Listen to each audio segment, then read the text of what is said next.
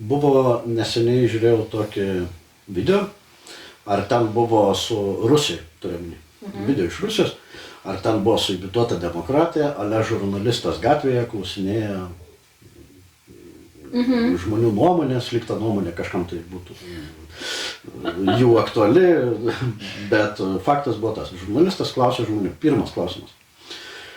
Ar jūs palaikote specialią operaciją Ukrainą? Grubiai tariant, Rusijos karą prieš Ukrainą. Visi palaiko. Tada jie užduoda klausimą. O kodėl? Nes taip reikia. Ir vėl atsakymas kaip iš... Kaip čia... Iš vadovėlio. Iš vadovėlio. Jeigu Putinas taip daro, vadinasi taip reikia. Nu, tai taip žinau. Taip. Ir trečias klausimas šitoje apklausoje buvo, ar reikėtų apsiriboti specialiąją operaciją Ukrainoje, ar ją reikėtų tęsti? Reikia tęsti? Būtinai, nes reikia visą Europą.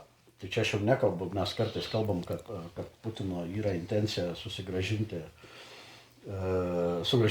Sovietų sąjungą vėl. Bet atsakymai yra tokie. Europoje gyvena labai daug rusų, kurie yra gniuždomi, kur jie privalo gyventi pagal neteisingas Europos taisyklės. Ten gėjai, hobihorsingai, įvairūs negeri dalykai toje Europoje dedasi. Tai važiuokit namo, kas jūs laiko toje Europoje? Taip, aš irgi galvoju. Ne, va čia tas man visą laiką yra, kiek iš, sakykime, Rusija tikrai turi labai daug labai turtingų žmonių, oligarchų, ne? Kiek iš tų oligarchų vaikų mokosi Rusijoje? Va būtent. Kiek iš jų visokių kokių pačių ten protingiausių gyvena Rusijoje? Visi užsienio. Taip. Visi Europa, visi Amerika. Pasižiūrėkit, Monakas tas pats. Jėzau Marija, ten praeit negali, nes ten jie visur voliojasi po kojom. Ir, neįmanoma paprastai tiesiog. Tai jeigu jums taip nepatinka, prašom, mesgi jūsų nelaikom. Jeigu pas mus yra taip blogai, mūsų nereikia gelbėti, jūs save gelbėkit nuo mūsų tų ideologijų ir grįžkit visi pas save į tą motiną Rusiją ir tenais gyvenkit. O kam lysti pas mus tada, jeigu pas mus taip yra blogai? Jeigu toje Europoje yra taip viskas prastai. Tai Rusas gyvena Jungtinėse Amerikos valstijose, čia irgi intervai šio ima. Kiek laiko gyvenate Jungtinėse Amerikos valstijose? O, jau čia 20 ar 30 metų, žinai, aš jau... Nuo tada, kai galėjau pabėgti. Aš jau pensijoje, ten, vos ne po Sovietų sąjungos žlugimo, žinai. Ten, kaip čia gyvenimo sąlygos, viskas puiku, aš gyvenu nuosavame, turiu automobilį, čia gaunu labai gerą pensiją, visą kitą. Ir jie klausia, tai jums patinka Amerika? Sako, ne, aš nekenčiu Amerikos. Ir paimkim kitą dalyką. Brandai. Nike, Adidai, Mercedesai, BMW, Bentley. Čia aš kalbu visi prabangos ženklai. Taip. Paimkim ir Labutinį, ir Chanel, ir kvepalai, ir bet kas. Visa yra vakarietiški brandai. Taip.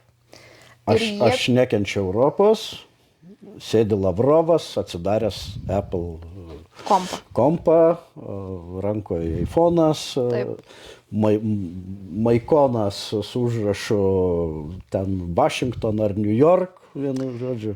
Taip, tai... Kas čia per tas lagas ar... Tai čia tas pats kaip ir, sakykime, su tais išsilavinimais, su viskuo, ar ne, kodėl jie nesimoko pas save, o mokosi Europoje visur, nes,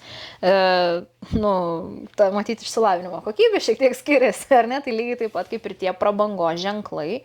Jie aukštos klasės visi ir mados namai, sakykime, tiek ten automobilių gamintojai, jie visi susikūrė ir vystėsi Europoje, sakykime, ar ne, ten BMW, tam pavyzdžiui, Mercedesai, ar ne, jie vystėsi laisvoj Europoj, kas yra irgi svarbu. Rinkos ekonomika. Taip, rinkos ekonomika, jie turėjo sąlygas plėstis, vystyti savo veiklą, buvo konkurencija, todėl jie siekia patobulinti viską, nu, kas yra normalu, taip, pagerinti.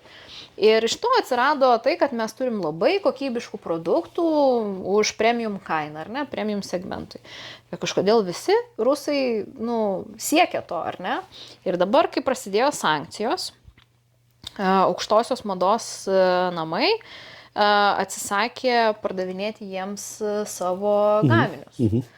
Ir tikrai nemažai, sakykime, esu mačiusi ir Dubajuje atveju, ten ateina, matosi slavės ir jų pasitikslina, iš kur jūs esate. Parodo pasą, kad, nu, pasirodo, kad tai yra Rusijos pilietės. Nu, sako, atleiskit, bet mes jums parduoti negalim. Ir skandalas. Kaip jūs galit mums neparduoti? Nu, tokia mūsų politika, mes jums negalim parduoti. Tai skandalas dar didesnis, kaip jūs drįstat mums neparduoti? Tai dabar žiūrėkit, jeigu jūs iš tikrųjų taip, nu, bet čia visi tą patį kalbam jau daug metų ir aišku, tas nesikeičia, nes, nu, tai yra absurdas visiškas. Jeigu jums taip nepatinka ta Europa, tie vakarai, ta Amerika, ta mūsų politika, mūsų ideologija, kad mes ten visi kažkokie tai nacijai, neonacijai ir dar ten kažkas, tai vaikus pusryčiam valgom, ne? Tai, nu, tai jūs ir nepirkit, atrodo, nu, vat sakykime, pavyzdžiui, aš neperku rusiškų produktų jokių, net jeigu jie kažkur pasitaiko rinkoje. Bet aš iš principo neperku. Aš neperku tų prekinių ženklų, kurie prekiauja su Rusija, nes man nepatinka, man tai yra nepriimtina, ar ne? Tai aš nuo to ir einu toliau, aš atsirenku ir aš priimu sprendimą. Aš ačiū jūsų nenoriu, viso gero. Laikykitės nuo manęs kuo toliau. O čia ne, čia vis tiek raunasi, čia vis tiek reikia. Nugi duokit jūs man tą Chanel rankinuką. Duokit jūs man tą Mercedeso detalę kokią, nes neturiu su kuo pakeisti. Supuvę europiečiai. Taip, duokit jūs man atiduokit, bet mes jums parodysim, kaip reikia gyventi. Tai vat, nu, čia tokia absurdo komedija, realiai. Vat, jie visur patys net nesupranta, kur jie patys savo prieštarauja. Nu, kažkoks... Nežinau, kiekvieną kartą, kaip mane net nervas ima, kai aš pradedu apie tai galvoti ir pyktis ima, nes, nu, tai yra kažkoks liguistas mąstymas, kad visur jie turi būti, bet visi kiti yra blogi. Ir tada iš kur prasideda va tie, kad ateina jie išvaduoti rusų. Nu, nuo ko jūs juos vaduojat? Nu, ką jūs čia šnekat? Nu, nuo ko jie vaduoja, va, pavyzdžiui, Ukrainai? Nuo ko jie vaduoja rusakalbius visus? Ten pilna rusakalbių, bet jie, nu, sako, nu, nuo ko jie mus vaduoja?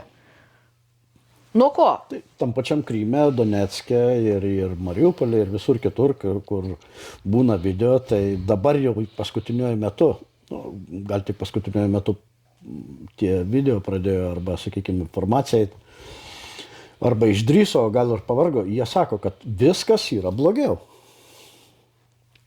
Jie įsivaizdavo, kad ateis Putino išvaduotojai ir jie pradės gyventi geriau.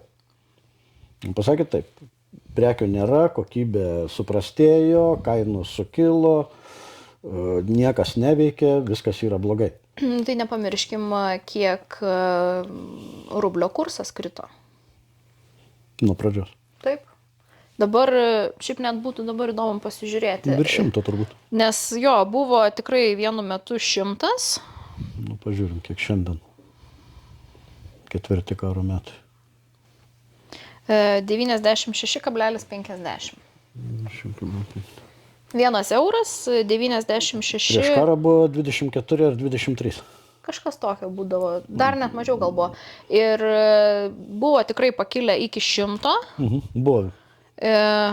Net buvo iki 110 net pakilę. Tai, nu, ką mes ir matom. Vis tiek apie 100 rublių, ar ne, nu taip grubiai, 97 beveik. Tai... Kur ta jų didybė? Turim bėdą su mentalitetu arba su neišsilavinimu iš tikrųjų tenai, nes jauno vaikino, nu, kiek ten, maksimum 25 metų klausia, sako, po to atsakymo, kad reikia išlaisvinti visą Europą.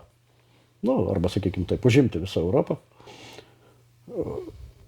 Ir yra pas juos, aš nežinau, kaip ten veikia ta vadinama chat ruletė tokia, kai ukrainietis kalba su rusu. Tai čia ir mes galim pasijungti tą chat ruletę, pasiskambinti į Rusiją. Tai, ja. Tai ukrainietis ruso klausia, o tai ką jūs duotumėte Europai? Nu, vat, užimtumėt visą Europą ir ką duotumėt? Sako, geras pensijas. Tai sako, ką tokia, sako, pakartok, sako, geresnės pensijas. Sako, tu žinai, kiek yra vokiška pensija? Sako, kiek yra rusiška pensija? Sako, tu žinai, kokia yra vokiška? Sako, išsilavinimą? Architektūrą? Kokią? Jo, architektūra visą, kurią suniekino patys prieš tai atėję. Taip. Kurią griauna dabar kiekvieną dieną. Taip. Nu, čia iš tikrųjų irgi tas, nu, kaip ir, jie elgiasi taip, kaip ir visi teroristai. Nu, čia, kad ir kaip bežiūrėtum, nieko naujo neišrasi. Sakykime, paimkim tą patį Iraką. Tenais turėjom dėdę... Huseiną. Taip. Jisai turėjo rūmus išsistatęs didžiausius. Tenais. Su auksiniam rankinom. Ir visa tai buvo šalia to vadinamojo Babilono. Kas tenais vyko? Ten viskas išgriauta, išplėšta, nors ir buvo šiek tiek rekonstrukcijų, bet visos rekonstrukcijos nuimtos, visa kultūra, visas kažkoks paveldas, viskas išdraskyta, išplėšyta, sudaužyta, išniekinta ir taip toliau. Tai įsivaizduokit, net tokios svarbos objektą jie ateina ir drasko. Tai lygiai taip pat ir rusai jie elgiasi, jie ateina ir jie visur drasko bet kokį identitetą. Bet kokį, jie bando sunaikinti bet kokį tautos, kitos identitetą, sunaikinti kultūrą, istoriją, kalbą ir primesti savo. Ir primesti viską, nu, banaliai, elementariai, kad tik tai turit kalbėti rusiškai, turit ten gausit paskyrimą, dirbsit, eisit, gyvensit. Tai realiai, kas pas juos ir yra dabar, pati Rusija susideda iš, aš dabar neatsimenu kiek, čia galiu aišku klysti, žmonės, jeigu norės pasitikslinti, 58 ar 64 tų įvairiausių nuo genčių iki nykstančių jau, iki tokių didesnių kaip Jakutija, Buriatija ten ir visa kita. Nu ten visiškas, nu, norėjau sakyti laukiniai vakarai. Laukiniai vakarai. Laukinis kraštas, gal taip. Ten vienas iš tokių situacijų, kad maždaug, kur ten buvo, ne Baltimorė. Grubiai tariant, vietinis gyventojas kreipėsi į Putiną, Vladimirai gelbėk, negalim eiti į darbą ir vesti vaikų į darželį, nes pagrindinėmis gatvėmis patruliuoja tigrai. Gyvūnai, ne tankai, ne dar kažkas. Tai tiesiog tigrai vaikštų gatvėmis ir žmonės bijo eiti į parduotuves, vesti vaikus į darželius, eiti į darbą. Nu, tai 20 kitas niuansasgi, pasižiūrėkim, kiek visi žvengiam, nepabijosiu to žodžio, iki ašarų, kai buriatai atėję buvo į Kijevo apylinkes. Prisivogė visko, ko įmanoma, o tame tarpe ir kamerų.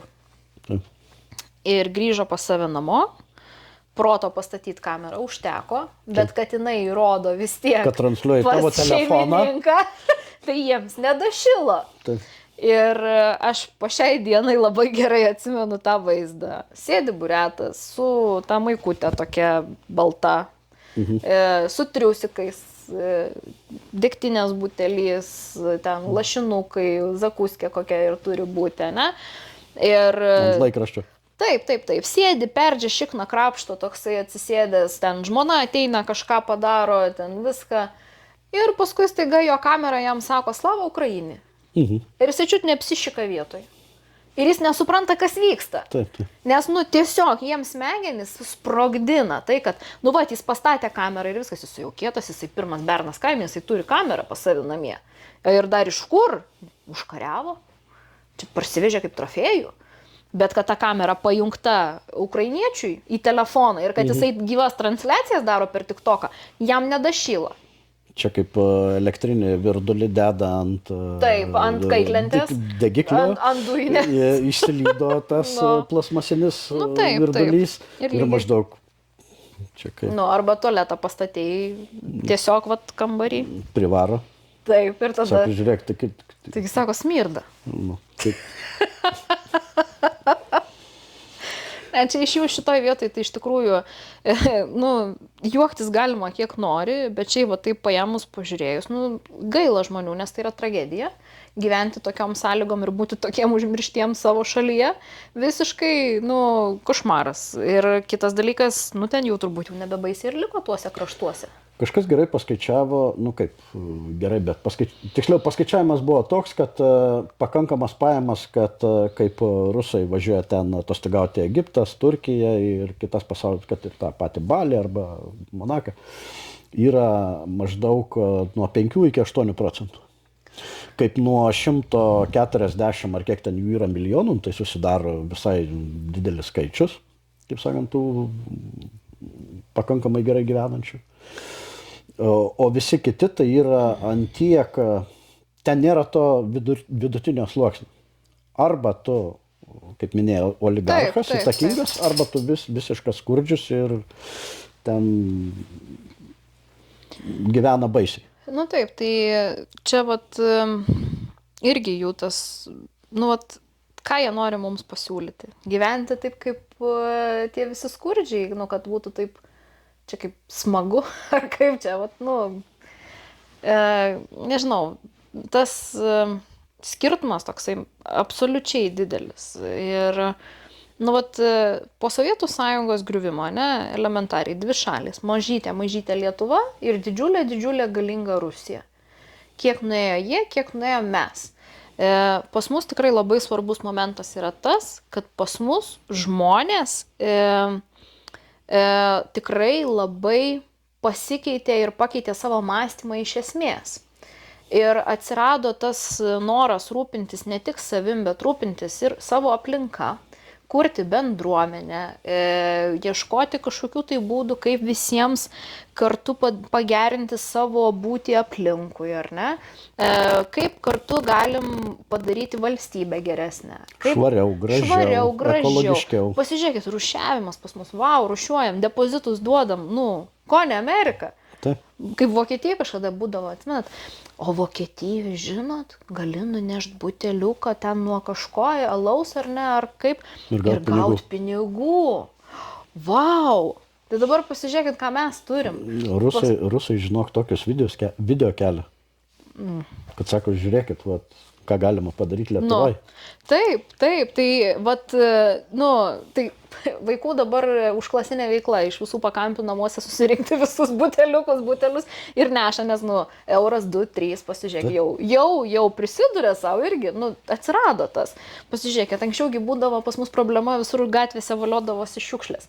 Visi benamiai dabar viską pas mus išvalo, ar mažiau pasiturintys, ir pasižiūrėkit, visi buteliukai, viskas surūšiuota, atrušiuota, kas kur sudėta, išnešiota, žinai, viskas.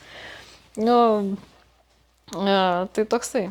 Man keista, supranti, kai Lietuvoje yra žmonių, kurie vis dar ilgisi tų laikų, bet aš visą tą jų nurašau, žinai, plombyras skanesnė, žolė žalesnė, į tai, kad žmonės buvo jaunesni, tai yra nostalgija savo jaunystėje, o iš tikrųjų ne Sovietų sąjungos tvarkai ir santvarkai, nes viskas buvo deficitas, nieko neturėjom. Apart tokių, nežinau, gal kažkas prisimena, kramtomas vaikam buvo, Dieve, tu mano, katastrofa. Paršiukas čiukas. 2 variantai. Vienas mėtinis, nevalgomas, nes baisus skonis. Ir kita raudona, kuri jokio skonio. Tik tai spalva. Tik tiek, kad kramtai. Tai netgi to nebuvo. Tai ir čia dar kitas momentas yra irgi labai svarbus, kad ta rusų propaganda, jinai pasiekė ir Lietuvą. Ir labai stipriai pasiekė. Yra, sakykime, tikrai nemažai, aš žinau vieną žmogų gyvenantį netoliese, jisai miega su Putino portretu virš galvos. jam švenčiausias žmogus. Ir tai tikrai yra tokių. Ir jie labai šventai tiki, jie žiūri tik tai rusišką televiziją, skaito tik tai rusiškas naujienas. Ir jie gyvena tam savo tokiam burbuliuke, kur vis dėlto tas Putinas teisus, Putinas teisingai daro, Putinas viską, jeigu jisai daro, vadinasi reikia. Tai yra tokių tikrai ir toj Lietuvoje, ir tai ne veltui mes ten visus juos vadinam tą 5 koloną. Tikrai turime jų nemažai. Ir čia vėl grįžtant prie to pasakymo, kad nėra grėsmės. Tai jinai yra, nes mes matom net, kas darosi aplinkui mus, pas mus kieme, atsiprašom. Tai turim tą propagandą, kuri pasiekia mus, mes patys matom, net nereikia. Man, kai mano jau visa sklaida ir visi kanalai yra pro-ukrainietiški, pro-vakarietiški, Lietuva ir patriotiškumai ir viskas, kas tik įmanoma, pilietiškumas. Ir man vis tiek, pavyzdžiui, neseniai išmetė Rusijos užsienio reikalų ministerijos ten kažkokį tai skelbimą Facebookas. Tai, ko norėt, išmeta, pasižiūrėkit, kiek tų visokių video, linksmų, juokingų, visokių rusiškų. Bet jie su tuo vis tiek prasimuša. Tu pažiūrėjai vieną rusišką video, pažiūrėjai antrą, tau žiūrėk jau rodo 3, 4 ir vieną iš jų parenka kažkokį biškį tokį su mintim kokia tai, ar ne? Nes jinai irgi vis tiek ta jų propaganda, jinai nėra akivaizdi, kad čia Rusija maladėts, o visi kiti ne. Ne.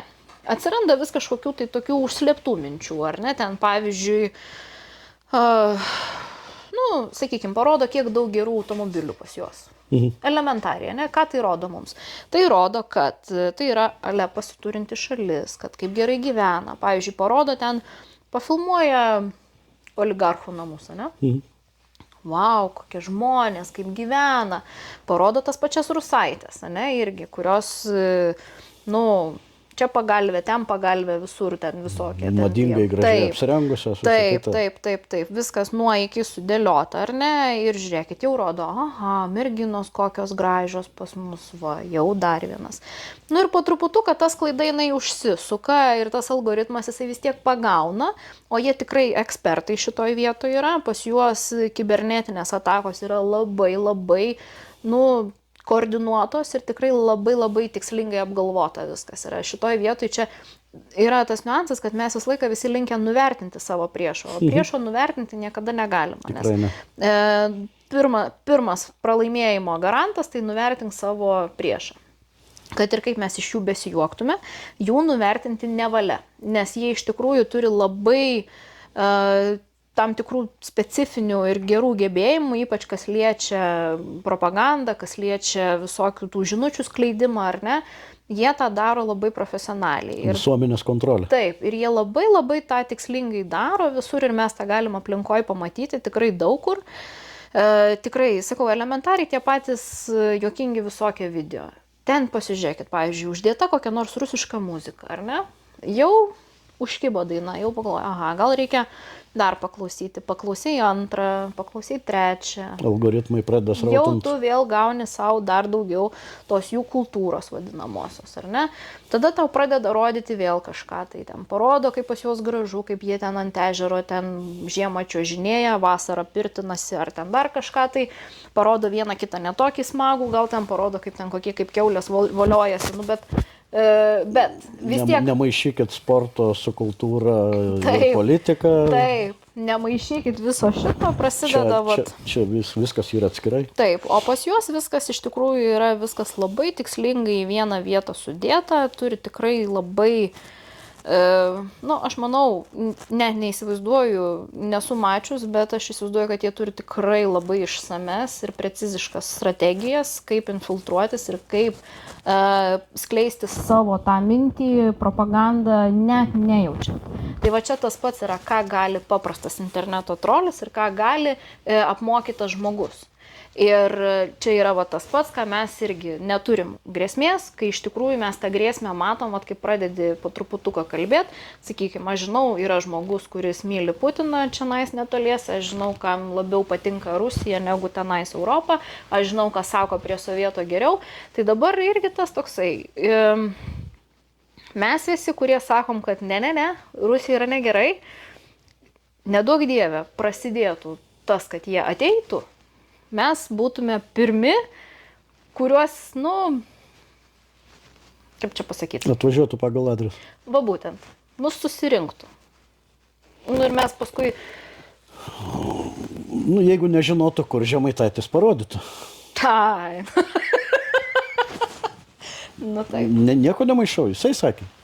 Jo, jisai Aš sakė. pats taikinius nurodžiau. Jo, ir jisai, čia man atrodo, kalba buvo apie tapinus ten ir taip toliau. Nu, Tai nesvarbu. bet jo. Apie bet kurį Lietuvos pilietį, supranti, taip. Taip.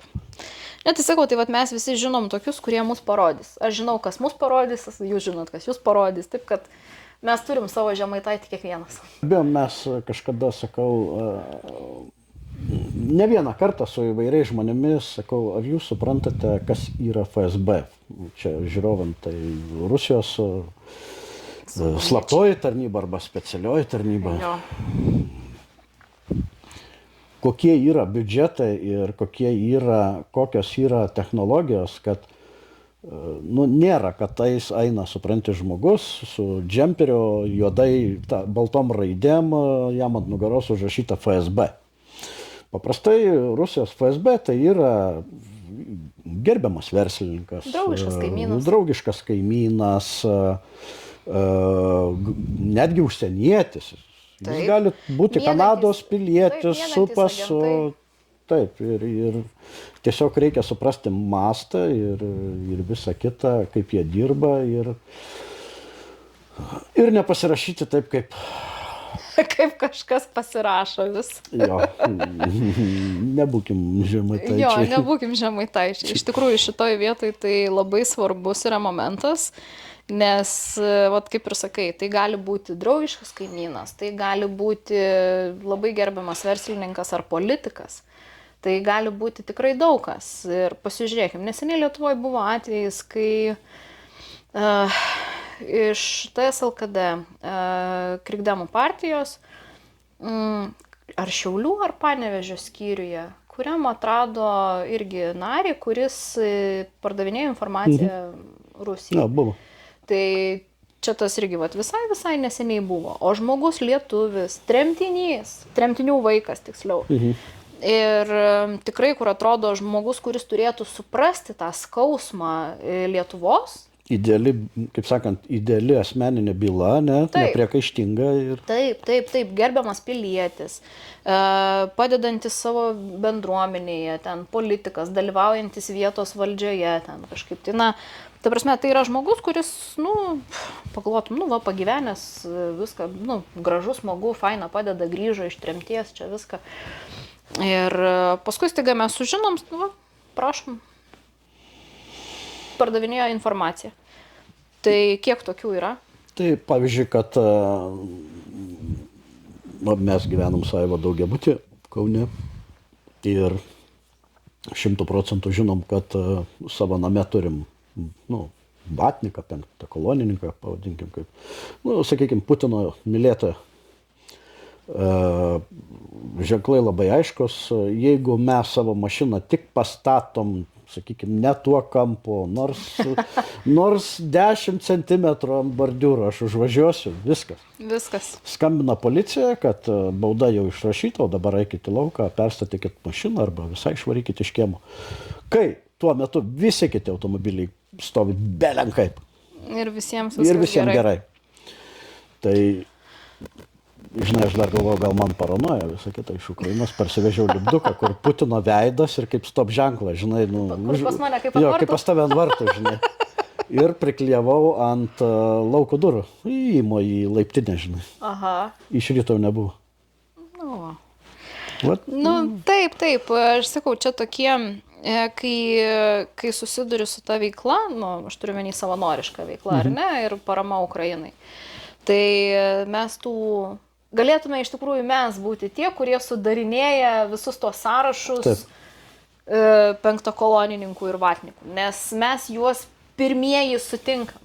Visa jėga mes juos sugeriam. Man kažkas iš interneto, žinok, yra pasiūlęs sudarinėti tų vadinamų, sakykime, tą juodą į sąrašą, bet aš uždaviau tokį klausimą, gerai, mes jį padarysim, sakykime, pirmą 100, ir kur juos dėti. Taip, ir koks yra tada vėl, nes vis tiek dažniausiai tai yra visokie Facebooko komentatoriai, ar ne, tai, nu, kiek ten tikras tas profilis, ar nebus taip, kad sėdi koks nors ten Maskvoje ir rašo. Botų fermos ar trolių fermos.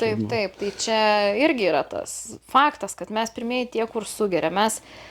Mes kai žvakių fabriką Elektrėnuose darėm, tai tikrai susidūrėm su ir grasinimais, ir kuo tik tai nori. Tarp kitko, aš savo namuose prie durų buvau radus rublių numestų. Taip, tai man irgi aišku, tai yra žinutė aiškiai, kad mes tave matom, mes žinom, kas tu tokia ir taip toliau. Tai ir žinom, kur tu gyveni, tuo labiau. Tai sakau, radau kelis rublius po 1 rublį numestą. Nu tai vėl, irgi, tai jie veikia, jie dirba, jie daro savo tą darbą vadinamai. Tai visiems nereikia pamesti to budrumo. Tikrai reikia nepamesti budrumo, reikia būti labai akyliems. Ir ne veltui Prancūzijos prezidentas taip ir sakė, o čia tikrai, nu, visi sutikim, kad Prancūzija taip įsitrauktų ir imtų tą lyderystę. Nu, tai žinokit, čia tikrai kažkas tokio įspūdingo, nes dažniausiai tai jie yra tie, kurie, nu, iki jų ten koldais, jiems ten toli, jie ten savo vynelį gurkšnoja, varlytės valgo, viskas jiems gražu, kruasanai, mada, meilė, kas tik tai nori, ar ne, bet tik neblogi dalykai. O dabar, aš net buvau nustebus, dabar neatsiminsiu, ką tiksliai, bet Le Pen, jų radikalioji ta politikė, net jinai kažkaip tai prieš Putiną pasisakė, kas buvo labai keista. Tai, nu, aš tai iš savo pusės galvočiau taip, net jeigu prancūzai sujudo, net jeigu iki jų tie dūmai nurūko, čia jau ženklas, vadinasi, šiknas vyla konkrečiai. Ja. Nu, taip buitiškai kalbant. O iš tikrųjų ženklas tai tikrai signalas pavojaus rimtas. Taip kad VSD ir antrasis operatyvinis žino geriau negu politikai.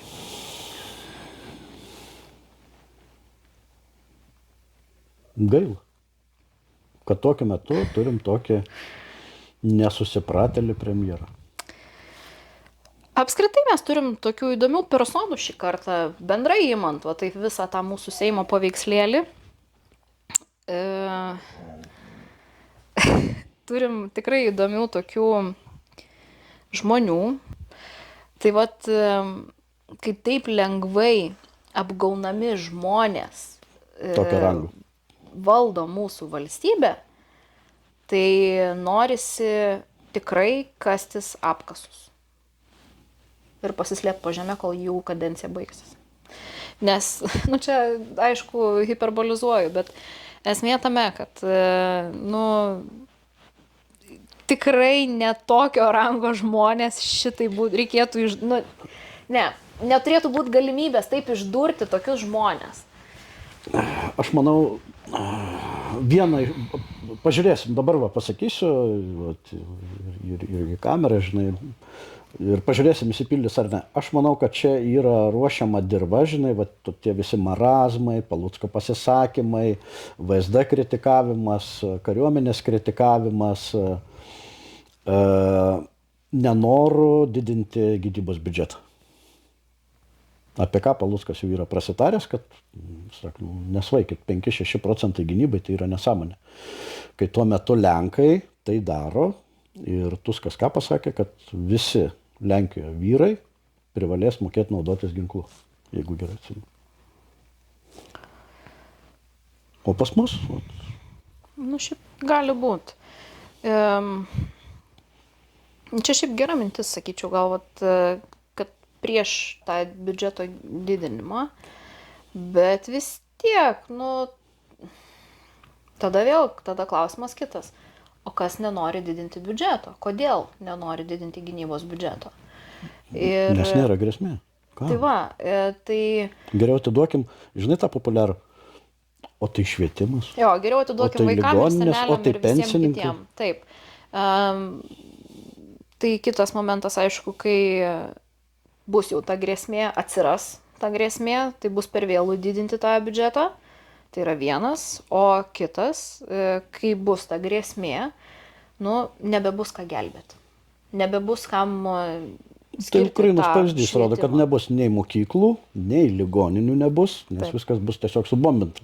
Taip, nes Ukraina turi tą pranašumą, kad tai yra be galo didelė teritorija ir jie turi daug žmonių. Daug vyrų, daug norinčių ginti ir taip toliau. Pas mus teritorija yra ryškiai mažesnė. Pas mus visa šalis kaip jų viena apskritis.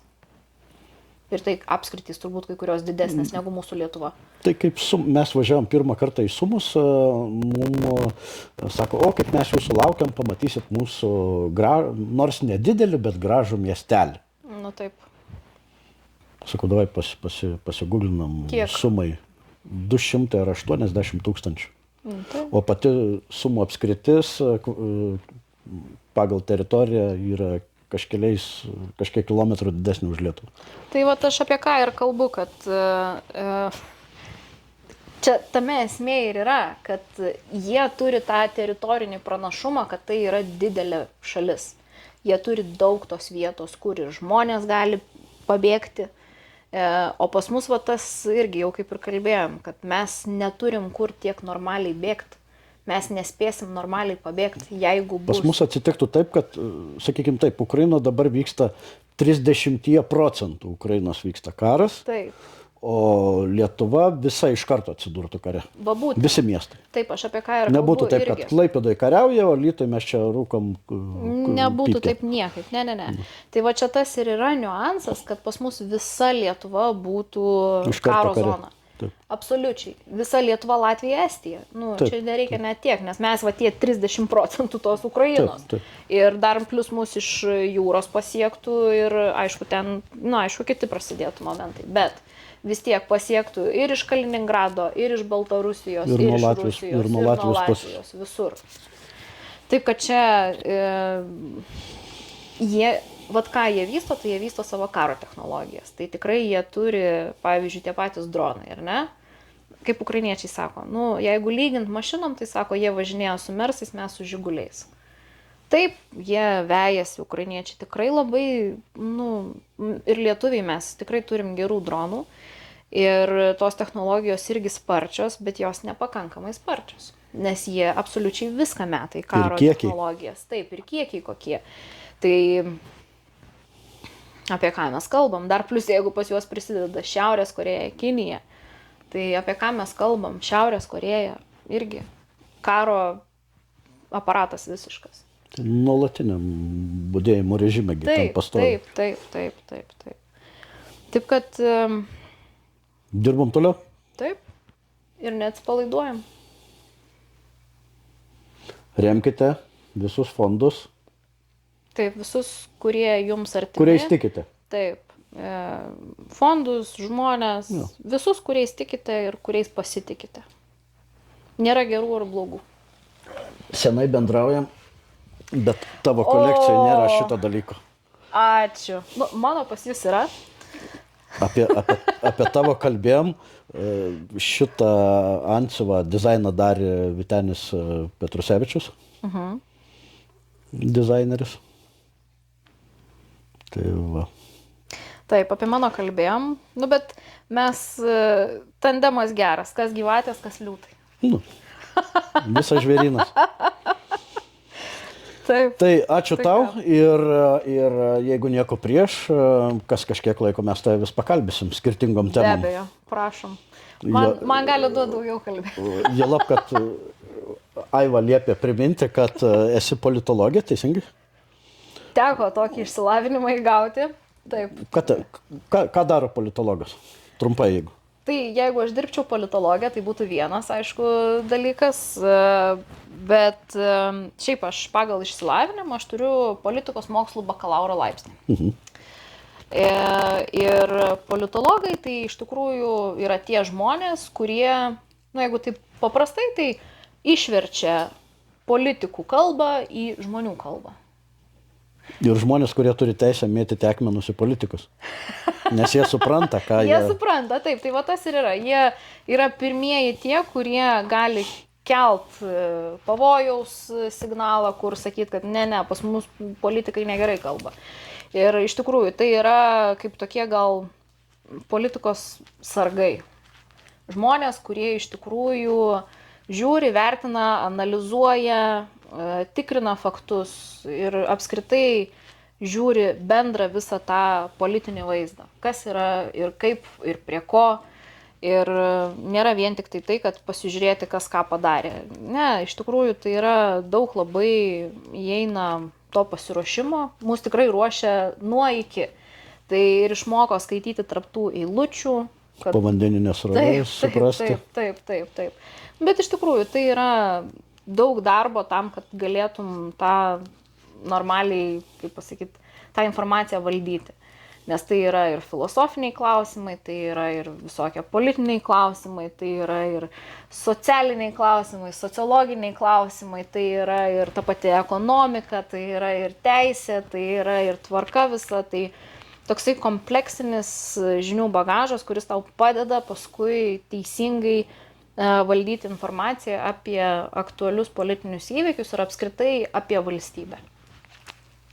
Paskutinis klausimas tada. Taip. Kodėl Paluckas Žemaitaičio neišmeta iš savo, sakykime, tos, pavadinkim, valdančiosios daugumos, nes mano supratimu, pavadinkim, balsais nelabai jis ten prarastų, žinai, iš tikrųjų. Žemaitaičio ten tos kėdės nėra tokios jau tos lemiamos. Ar jie tiesiog, kaip ten lietuviai sako senoviniai kalboje, abu labų tokių? Aš manau, kad yra vis tiek pas juos ir susitarimas kažkoks, tai koalicijos sutartis ta vadinamoji, ir jisai taip paprastai jo išmest negali. Aš čia labai paprastai taip pasakiau išmest. Taip, ne, tai ta prasme, aš suprantu tą klausimą, bet sakau, tai nėra taip paprasta. Tai nėra taip paprasta ir, tikrai reikėtų pasižiūrėti, kas ten per tą koalicijos sutartis kokia, bet aš manau, kad jis turbūt net jeigu ir norėtų, jam nebūtų taip labai lengva paimti ir išprašyti jį lauk. Kitas dalykas, ar jisai nori tą daryti? Čia kitas tas klausimas. Tai čia labai svarbu. Tai o ar jisai nori tą daryti, tai tik jisai pats turbūt ir žino šitą. Bet kol kas jų retorika panaši, kažkokių konfliktų tarp jų labai didelių nėra. Tai netgi atvirkščiai palaiko vienas kitą. Taip, vienas kitą palaiko ir kol kas galima daryti tokią prielaidą, kad jam Žemaitaičio buvimas koalicijoje tinka ir yra priimtinas. O kaip bus toliau, pasižiūrėsim, nes, kad ir kaip bebūtų, jisai nėra vienintelis visame tame žaidime. Tai yra ir daugiau, yra ir demokratai, sakykime, tenais, ar ne, tai Skvernelis, jo žodis ir turim tą tokią sujudėjusią Žemaitaičio poziciją, kai Širinskienė išėjo ir paliko jį. Tai pasižiūrėsim, kaip čia toliau bus, o ar pašalins ar nepašalins, tai nežinau, bet tikrai aš nenustepčiau, jeigu kažkuriuo momentu jisai vėl praslys, kaip buvo praslydęs su žydais, taip aš manau, kad gali ir dabar vėl praslysti kažkur su kuo nors dar. Aš žinok, praeitos kadencijos Seimą pasižiūrėdavau ir Seimas tiesiogiai. Kur būtų. Šito negaliu, žinok. Aš irgi negaliu, reikėtų kartais daugiau pasižiūrėti, bet negaliu žiūrėti, nes nervai pradeda virti ir toksai, atrodo, jau geriau aš tada kažką kitą pažiūrėsiu jau. Toks laiko gaišimas visiškas. Taip, tai tikrai yra tų niuansų, bet, tauta išsirinko. Viskas bus gerai. Tai jo kas, išliksim. Taip. Eikšmikai, eikš pasirodyti visiems. Ačiū tau. Ačiū labai. Ir iki kitų kartų visiems. Iki. Mikai, eikš dar kadrą paskutinį. Taip. Atik čia. Atsisveikink su žmonėm. Sėskis. Taip. O, žiūrėk, net letenėlę, duok letenėlę. Kaip letinas, aš tau neduosiu. Bet jau norėjusi. Taip. Pamujuok žiūrovą.